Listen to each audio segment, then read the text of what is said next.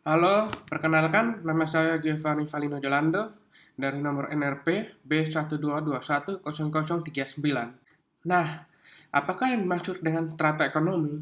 Strata ekonomi merupakan posisi yang ditempati individu atau keluarga yang berkenan dengan ukuran rata-rata yang umum berlaku tentang kepemilikan kultural, pendapatan efektif, kepemilikan barang, partisipasi dalam aktivitas kelompok dari komunitasnya.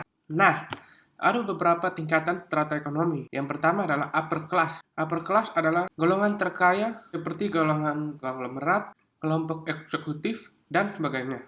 Pada kelas ini, segala kebutuhan hidup dapat terpenuhi dengan mudah. Kelas atas adalah suatu golongan keluarga atau kehidupan yang serba kecukupan dalam segala hal, baik itu keluar kebutuhan primer, sekunder, maupun tersiernya, atau dapat dikatakan dengan kemampuan ekonomi yang melebihi kebutuhan hidupnya dan harta kekayaan yang lebih banyak. Nah, yang kedua adalah middle class. Middle class biasanya diidentikan oleh kaum profesional dan para pemilik toko atau bisnis yang lebih kecil. Biasanya ditempati oleh orang-orang yang kebanyakan berada pada tingkat yang sedang-sedang saja. Kelas menengah merupakan golongan yang mempunyai kemampuan di bawah tinggi dan di atas rendah, atau dengan kata lain adalah orang-orang yang kehidupannya tidak berlebihan atau tetapi selalu cukup dalam memenuhi kebutuhan hidupnya, disesuaikan dengan kemampuannya masing-masing. Penduduk berekonomi sedang, pendapatannya berada di bawah tinggi dan di atas rendah dari pendapatan nasional. Yang terakhir adalah lower class. Lower class adalah golongan yang memperoleh pendapatan atau penerimaan sebagai imbalan terhadap kerja mereka yang jumlahnya jauh lebih sedikit dibandingkan dengan kebutuhan pokoknya. Mereka yang termasuk dalam kategori ini adalah sebagai orang miskin. Golongan ini yang berpenghasilan rendah ialah golongan yang mendapatkan penghasilan lebih rendah dibandingkan dengan kebutuhan minimal yang seharusnya mereka penuhi. Penghasilan yang dimaksud adalah penerimaan yang berupa uang atau barang baik dari pihak lain maupun dari hasil sendiri dengan jalan dinilai memberi uang yang berlaku pada saat itu. Nah, ada beberapa faktor yang mempengaruhi strata ekonomi, yaitu adalah yang pertama, pendidikan, pekerjaan, penghasilan, dan sosial. Pendidikan mempunyai peranan yang sangat besar di dalam membentuk tingkah laku seseorang. Karena salah satu faktor yang penting dari usaha pendidikan adalah pembentukan watak seseorang, di mana watak seseorang akan berpengaruh terhadap tingkah lakunya. Seseorang yang mempunyai tingkat pendidikan tinggi biasanya memiliki intelektual yang lebih baik, dapat berpikir kritis yang akan memberikan prasyarat untuk meningkatkan kualitas hidupnya. Yang kedua adalah pekerjaan. Pekerjaan merupakan suatu unit kegiatan yang dilakukan seseorang atau sekelompok orang di suatu tempat untuk menghasilkan barang dan jasa. Pekerjaan merupakan kewajiban yang harus dilakukan oleh orang atau sekelompok orang.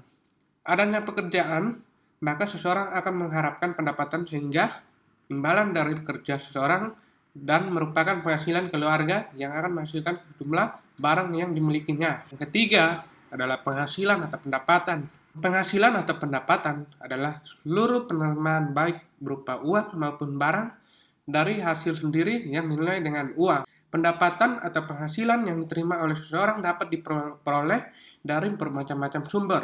Tiap-tiap keluarga dalam memenuhi kebutuhan memerlukan pendapatan yang sumbernya berbeda-beda. Kemajuan ilmu pengetahuan di segala bidang menyebabkan tidak terhitungnya jumlah pekerjaan yang ada di dalam. Dan yang terakhir adalah kedudukan sosial. Kedudukan sosial dalam masyarakat mempunyai peranan penting dalam membentuk tingkah laku, cara bersikap seseorang. Kedudukan sosial juga dapat mempengaruhi cara pandang orang sebagai pribadi seseorang. Sosial yang dimaksud dilihat dari kedudukan seseorang dalam suatu pekerjaan yang dimiliki oleh orang atau yang biasa dilakukan oleh seseorang. Jika seseorang tersebut sebagai pemilik atau kepala dalam suatu pekerjaan, orang tersebut dapat memiliki kekuasaan yang berwenang lebih dari bawahannya. Orang tersebut lebih dihormati dan mempunyai wibawa yang terpandang. Dari sebuah kitab yang saya temukan, kitab 1 Raja-Raja bab 2 ayat 3, lakukanlah kewajibanmu dengan setia terhadap Tuhan Allahmu, dengan hidup menurut jalan yang ditunjukkannya, dengan tetap mengikuti segala ketetapan, perintah, peraturan, dan ketentuannya, seperti yang ditulis dalam hukum Musa, supaya engkau beruntung dalam segala hal yang kau lakukan dan dalam segala yang kau tuju. Dari kitab ini kita paham bahwa strata ekonomi seseorang, baik yang tingkat tinggi maupun tingkat terendah, tidak selalu menjamin kesuksesan seseorang. Orang miskin belum tentu tidak akan miskin selamanya. Kalau dia hidup sesuai dengan ketetapan perintah dan peraturan dan ketentuan, maka dia akan berusaha dan kedepannya dia pasti akan bisa sukses. Dan begitupun sebaliknya orang yang kaya, belum tentu selamanya dia bisa kaya. Kalau dia tidak hidup sesuai dengan ketetapan perintah dan peraturan, dan dia tidak bisa berusaha sesuai dengan jalan yang telah ditentukan, maka suatu saat dia akan jatuh. Saya pernah mendengarkan sebuah kata yang berkata seperti ini. Seseorang tidak selamanya akan hidup dalam kesedihan. Suatu saat dia pasti akan senang. Itu pun sebalik. Seseorang yang hidupnya selalu senang, tidak selamanya dia akan senang. Suatu saat dia akan sedih. Seperti ada pepatah yang berkata seperti ini. Akan ada pelangi yang muncul setelah hujan badai. Dari situ kita tahu bahwa Tuhan akan selalu memberikan kita kebahagiaan. Walaupun sebelumnya harus ada kesusahan, penderitaan, dan kesedihan yang kita lewati. Maka kita harus percaya bahwa suatu saat Tuhan akan memberikan sesuatu yang indah pada waktunya. Saya telah mengambil contoh dari seseorang yang kini dia telah sukses di bagian trading. Orang itu adalah Indra Kusuma. Biasanya orang-orang memanggil dia Indra Ken. Jadi dulu dia itu adalah orang yang hidupnya pas-pasan. Dia bukan berasal dari keluarga yang kaya, orang tuanya juga hidupnya pas-pasan, sesuai kebutuhannya saja. Namun sekarang, dia bisa sukses di bagian trading. Dulu dia telah ditipu ratusan juta karena bisnisnya. Setelah itu dia bangkit lagi, dia mencoba ajang kompetisi The Voice Indonesia. Dia mencoba itu, dia kemudian mengamen di kafe, namun masih belum berhasil. Kemudian setelah itu, dia masuk ke bidang trading. Setelah itu dia mulai mencoba trading. Sampai sekarang dia punya banyak uang dan dia sukses. Dari cerita Indra Ken ini, kita bisa mengambil kesimpulan bahwa orang-orang yang hidupnya pas-pasan tidak selamanya dia akan hidup seperti itu. Selagi dia mau berusaha, pasti suatu saat dia akan sukses. Sekian makalah reflektif kreatif dari saya.